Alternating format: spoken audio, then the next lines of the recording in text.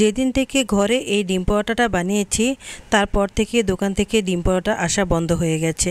মাশাল্লাহ মাশাল্লাহ, এত মজা হয় কি বলবো। আসলে ভাবতে পারছেন, একটা ডিম দিয়ে 4টা পরোটা বানিয়েছি, তাও আবার ডিমে মাখামাখি করে। এত মজার একটা ডিম পরোটা যদি একবার পুরো ভিডিওটা না দেখেন তাহলে কিন্তু অনেক মিস করবেন। একদমই নতুন সিস্টেম, আর দেখলেও আপনার খেতে ইচ্ছে করবে, তখন আর কিন্তু কুল পাবেন না। মানে এত মজার একটা রেসিপি, পুরোটা না দেখে ভুল করেছি এটাই ভাববেন। আসসালামু আলাইকুম, কেমন আছেন সবাই? আশা করি ভালো আছেন। আলহামদুলিল্লাহ আমিও ভালো আছি। এখানে আমি টমেটো পেস্ট নিয়ে নিয়েছি, আর সেটা ময়দার সাথে দিয়ে দিলাম। পরিমাণ মতো লবণ দিয়ে সেই টমেটো পেস্টটা দিয়েই আমি ময়দাটা গুলিয়ে ফেলেছি। একদম ডো হয়ে গেছে। আর এখন আমি এখানে একটু তেল দিয়ে বাস এক সাইডে রেখে দিয়েছি। আর এদিকে আমি একটা ডিম ভেঙে নিয়েছি, তার সাথে আমি পেঁয়াজ, কাঁচামরিচ, ধনিয়া পাতা এগুলো সবগুলো দিয়ে দিলাম। আর দিয়ে দিয়েছি সেই বাড়তি যে টমেটো পেস্টটা ছিল ওটাও দিয়ে দিয়েছি। আর এখানে একটু লবণ দিয়েছি, এতটুকুই, আর তেমন কিছুই দেব না, আর কোনো মশলাপাতির দরকার নেই। আর এটা দিয়েই যে ডিম পরোটা এতটা মজা হয়, আর এই একটা ডিম দিয়ে এতগুলো ডিম পরোটা হয়েছে, ভাবা যায় বলেন? যাই হোক, এখন ময়দাটা আমি আবার ভালো করে একটু মথে তারপর আমি ভাগ করে নেব।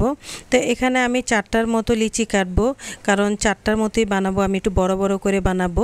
তো 4টার মতো লিচি কেটে নিয়েছি।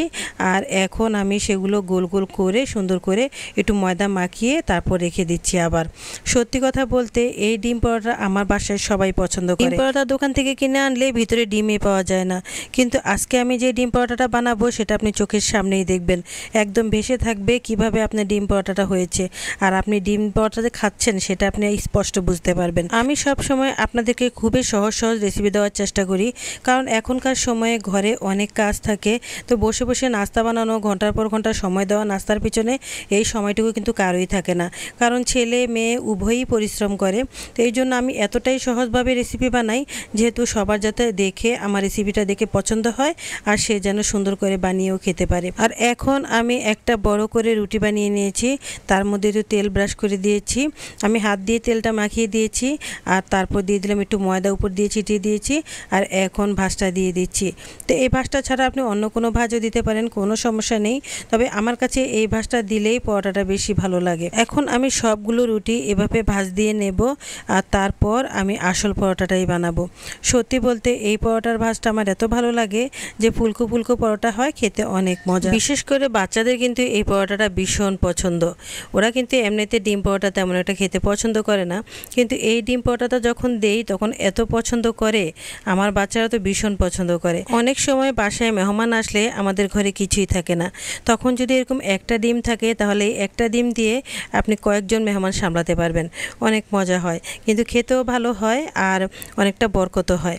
তো যাই হোক, এখন আমি এরকম সবগুলো করে নিয়েছি, আর এবার আমি একটা একটা করে পরোটা বেলবো। এই ডিম পরোটাটা কোনো সস দিয়ে খেতে হবে না, যেহেতু আমি ডোটা কিন্তু টমেটোর গ্রেভি দিয়েই করেছি, একটুও পানি দেইনি, তাই ডোটা খুব সুন্দর হয়েছে।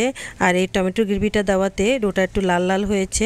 আর এই যে দেখেন, দেখাই যাচ্ছে যে টমেটোর একটু মানে দেখা যাচ্ছে একটু করে টমেটো, খুবই সুন্দর হয়েছে, দেখেছেন? একদম পারফেক্ট। এখন আগে আমি এভাবেই সবগুলো পরোটা বেলে নেব, আর একটা একটা টিস্যু দিয়ে তারপর রাখবো, যেহেতু একটার সাথে একটা লেগে যাবে না হলে।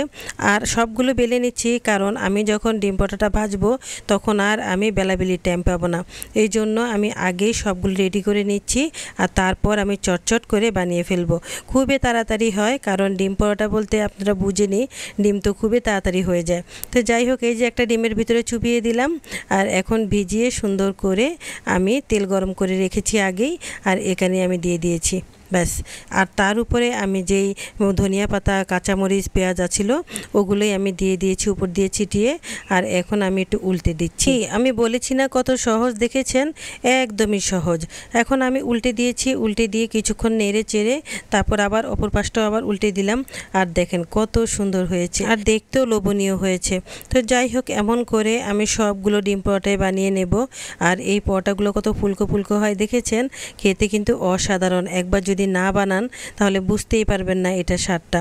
তো অবশ্যই পুরো ভিডিওটা দেখে একটা লাইক আর একটা কমেন্ট করে দিবেন, আর সুন্দর করে আপনারাও বাসায় এভাবে বানিয়ে খাবেন, তাহলে বুঝতে পারবেন এটার মজাটা কতটুকু। দোকান থেকে ডিম পরোটা আনার কথা ভুলেই যাবেন আপনারা।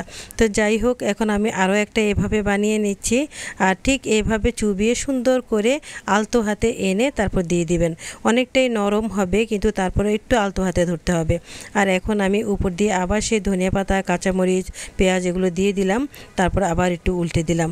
এই প্রত্যেকটা পরোটাই আমি এইভাবেই ভেজে নিয়েছি। অনেক সময় বাসায় কিছুই থাকে না, তখন যখন একটা ডিম থাকে তখন ভাবনায় পড়ে যাই এই একটা ডিম দিয়ে আমি কি করব, কার পাতে দেবো ওটা। আজকের আমার এই রেসিপিটা যদি দেখেন তাহলে আর ভাবতে হবে না, একটা ডিম দিয়েই আপনি এরকম 4টা বাচ্চাকে সামলাতে পারবেন। তো যাই হোক, সবগুলো বানানো শেষ, আর এখন পরিবেশনের পালা। তো পরিবেশন করার আগে আমি কিছুটা শসা কুচি করে নিয়েছি। এমনিতেই ডিম পরোটা কিন্তু শসা কুচি দিয়ে খেতে অনেক ভালো লাগে। আর এখন আমি শসাগুলো দিয়ে ডিম পরোটা দিয়ে খাবো, বাচ্চাদেরকেও দিয়ে দিব। তো আজকের পরোটাটা কেমন হয়েছে অবশ্যই কমেন্ট করে বলবেন, আর সাথে একটা লাইক দিয়ে দিবেন, আর ভালো লাগলে অবশ্যই একটা ফলো দিয়ে দিবেন। আজ এ পর্যন্তই, দেখা হবে আবার নেক্সট ব্লগে। সে পর্যন্ত পাশে থাকবেন। আল্লাহ হাফেজ।